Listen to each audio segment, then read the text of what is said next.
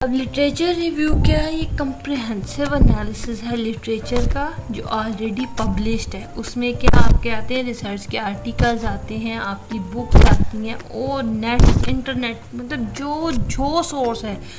आपको अगर एक लाइन भी किसी जगह से मिल रही है ना, तो आपका वो भी उस टॉपिक के साथ मिलती है, तो वो आपका लिटरेचर रिव्यू काउंट होगा। ठीक है। और इसमें जो है ये वेल कंडक्टेड जो लिटरेचर होता है ना, ये रिसर्चर को जो है इस काबिल कर देता है कि वो उसके गैप्स को जो आइडेंटिफाई कर लेता है, उसके जो ट्रेंड्स हैं, उसकी जो डिबेट्स हैं, उसकी जो एग्जिस्टिंग जो वर्क है उसमें और जो पहले से काम है उनमें क्या गैप है, वो सामने सारा नज़र आता है। फिर उसके रिसर्च के जो क्वेश्चंस, ऑब्जेक्टिव और हाइपोथेसिस जो बेसिक बनते हैं वो भी लिटरेचर रिव्यू के जो है वो उस पर बनते हैं। ठीक है। अब इसके लिटरेचर रिव्यू के की कैरेक्टर्स क्या हैं उनको डिस्कस कर लेते हैं। सबसे पहले सर्वे ऑफ एग्जिस्टिंग नॉलेज, जो नॉलेज एग्जिस्ट कर रहा है उसको आप पहले सर्वे कर लो, आप उसको देख लो कि क्या क्या उसमें क्या। देन आपने उसका एनालिसिस कर लो जो लिटरेचर पहले से मौजूद है। फिर उसके अंदर जो गैप्स हैं उनको आइडेंटिफाई कर लो। फिर उसका कॉन्टेक्स्ट देखो कि आया वो उसके साथ लिंक कर रहा है या नहीं। फिर उसकी कैटेगरी उसकी बना लो, उसका मेथड क्या है, किस टाइम पीरियड में एग्जिस्ट हुआ, कब हुई रिसर्च, ये डेटा का किस टाइम पे लिया गया। मोस्टली ईयर ऑफ पब्लिकेशन भी बड़े मैटर करते हैं। फिर उसमें क्रिटिक क्या है, मतलब कितनी उसमें जो ड्रॉबैक्स थे वो कितने। फिर उसकी साइटेशन कैसी है, उसका स्कोप कितना था। फिर जो सोर्सेज थे वो क्या थे, एक्सटर्नल सोर्स कितने हैं, इंटरनल सोर्सेज कितने हैं। फिर उनको एनालाइज कैसे किया गया। फिर उसको ऑर्गेनाइज लिटरेचर को कैसे करना है, वो भी बहुत इंपॉर्टेंट जो है वो फैक्ट है। फिर आपने जो गैप जो ट्रेंड्स आपने देखे हैं उसमें वो कितनी जो है वो कंसिस्टेंट है वो। ठीक है।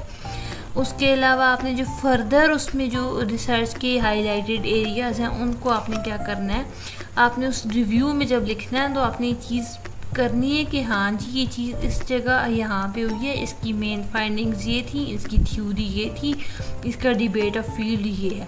ठीक है। आपने उसके बाद क्रिटिक और इंसाइट। अब क्रिटिक क्या है कि कंपैरिजन है, इंटरप्रिटेशन है, आपने उसको लिटरेचर की और आपने जो रिसर्च में ये काम किया तो आपकी ये फाइंडिंग है, और लोगों ने किया है तो उसकी ये फाइंडिंग थी। देन आपने उनकी जो सोर्सेज जिसको साइटेशन कहते हैं, वो साइटेशन स्टाइल क्या है, इसको हम रेफरेंस कहते हैं दूसरे लफ्ज़ों में।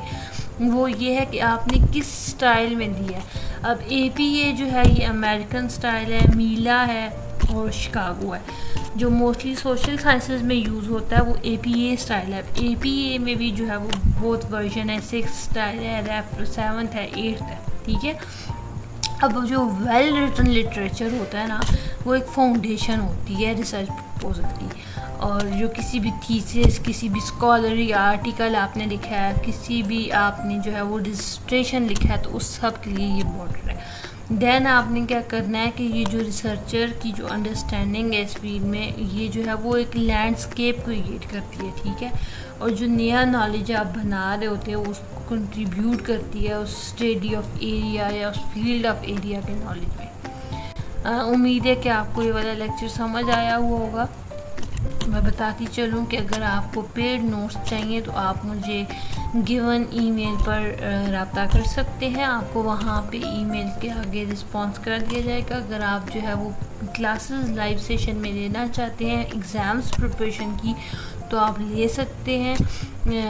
20 लोगों का जो सेशन है उसकी सीट्स जो है वो ओपन है, लिमिटेड ऑफ़र है। ऑलरेडी जो है वो 15 स्टूडेंट्स जो है वो अपनी सीट्स बुक कर चुके हैं।